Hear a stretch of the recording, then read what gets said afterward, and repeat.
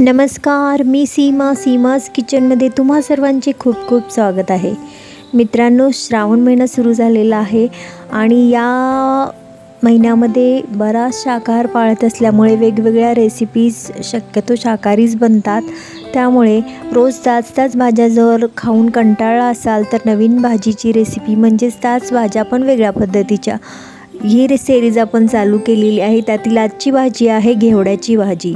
या शेंगांना बऱ्याच नावांनी ओळखलं जातं, पण शक्यतो घेवड्याची भाजी घेवडा म्हणून ओळखलं जातं आणि इंग्लिशमध्ये कॉमन बीन्स म्हणून. या शेंगा मी स्वच्छ धुवून घेतलेल्या आहेत आणि अशा हाताने साफ करून निवडून घेतलेल्या आहेत, कापून घेतलेल्या नाही. चला तर मग वेळ न दवडता आपण रेसिपीला सुरुवात करूया. इथे आपण एक पॅन घेतलेला आहे. पॅनमध्ये आपण 2 टेबलस्पून तेल घालून घेऊया.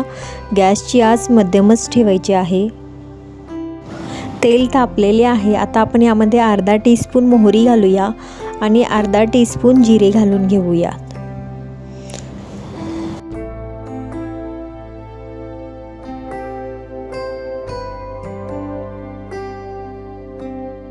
जिरे मोहरी तडतडल्यानंतर यामध्ये आपण मध्यम आकारातील एक कांदा बारीक चिरून घालून घ्यायचा आहे.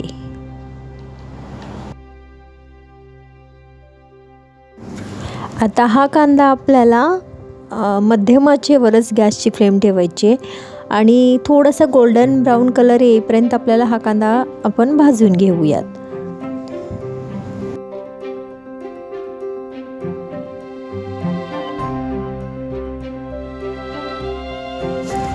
कांदा भाजतोच आहे तोपर्यंत आता आपण यामध्ये 1 टीस्पून अद्रक, लसूण आणि कोथिंबीर यांची 1 टीस्पून पेस्ट घालून घेतलेली आहे. ही पेस्टसुद्धा आता आपल्याला तेलामध्ये मस्त परतवून घ्यायची आहे. खरं पाहायला गेलं तर अशा पद्धतीच्या भाज्या अजिबातच मुलांना आवडत नाहीत. तरी पण आपण थोड्याशा वेगळ्या पद्धतीने जर केल्या, ह्याच भाज्या थोड्या चटपटीत असा प्रकार बनवला तर ते मुलं अगदीच आवडीने खातात. आपण आजची भाजी त्याच पद्धतीने बनवत आहोत, म्हणजे मुलांनासुद्धा अगदी आवडीने खातील अशा पद्धतीने. कारण माझ्याच घरात उदाहरण आहे की माझ्याच मुलांना जास्त प्रमाणात भाज्या आवडत नाहीत. मग मला त्यांच्यानुसार त्यांच्या चवीला लक्षात घेऊनच या भाज्या बनवाव्या लागतात. त्यानुसारच मग मी वेगवेगळे प्रकार या भाज्यांमध्ये करून त्यांना सर्व करत असते. पहा, मस्त आपला कांदा हा भाजलेला आहे. आता यामध्ये आपण अर्धा टीस्पून हळद पावडर घालून घेऊया. त्याचबरोबर आपण यामध्ये घालत आहोत 1 टीस्पून इथे मी धने जिरे पूड घेतलेली आहे आणि 1 टीस्पून आपण मिरची पावडर, रेग्युलर आपली जी मिरची असते तीच घालून घेतलेली आहे. ही तेलामध्ये अगदी छान कांद्यासोबतच परतवून घ्यायची आहे. नेहमी मी तुम्हाला माझ्या रेसिपीज तुम्ही पाहिल्या असतील, मी प्रत्येक वेळीस जे मसाले असतात, पावडर मसाले, ते शक्यतो मी तेलामध्येच परतून घेत असते. कारण असं केल्याने काय होतं, भाज्यांना कलर छान येतोच, शिवाय चवीलासुद्धा खूप छान लागतात. कारण मसाले तेलामध्ये परतल्या गेल्याने चव खूप छान होते. यामध्येच मी चवीनुसार मीठसुद्धा घालून घेतलेले आहे. आणि आता आपण ज्या शेंगा स्वच्छ करून ठेवलेल्या होत्या, धुवून घेतलेल्या आहेत, त्या यामध्ये आपण घालून घ्यायच्या आहेत. या शेंगांमध्ये आपण पाणी वापरायचं नाही आहे. याच्यामध्ये थोड्याशा बिया आहेत, तरी पण आपण पाणी म्हणजे फक्त थोडंसं शिंपडायचं आहे. जास्त पाणी घातलं तर भाज्या चव लागत नाहीत. त्यासाठी मी ते शक्यतो प्रत्येक भाजीला कमीत कमी पाण्याचा वापर करून भाज्या शिजवत असते. कारण त्याच्यातील पोषक तत्वेसुद्धा ती निघून जाऊ नयेत. जास्त पाण्याचा वापर केल्याने भाज्यांची चवसुद्धा बिघडते. जास्त भाज्या मी शक्यतो वाफेवर शिजवून घेत असते. पहा, अशा पद्धतीने आपण अधूनमधून हलवून घ्यायचं आहे. गॅसची आच एकदमच म्हणजे लो ठेवूनच भाजी आपल्याला शिजवून घ्यायची. आता तुम्ही पाहू शकता याच्यामध्ये बिया आहेत. थोड्याशा बिया कडक असल्यामुळे आपण अजून थोडा वेळ असेच वाफेवर शिजू द्यायचं आहे. थोडंसं ड्राय झाल्यानंतर आपण याच्यावर थोडंसं पाणी शिंपडायचं आहे. फक्त पाणी घालायचं नाही आहे. फक्त 1-2 हाताचे वर थोडंसं पाणी घेऊन आपण शिंपडवून ही भाजी शिजवून घेणार आहे. अशाच पद्धतीने वाफेवर शिजवायची.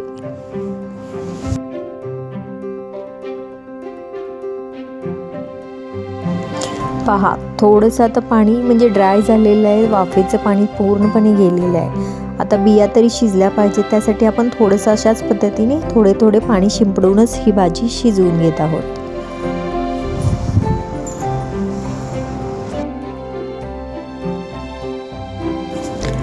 अधूनमधून हलवून घ्यायचं आहे, कारण खाली लागण्याची शक्यता असते, म्हणून थोड्या थोड्या वेळाने हलवून घ्यायचं आहे. भाजी तशी जवळपास शिजत आलेली आहे.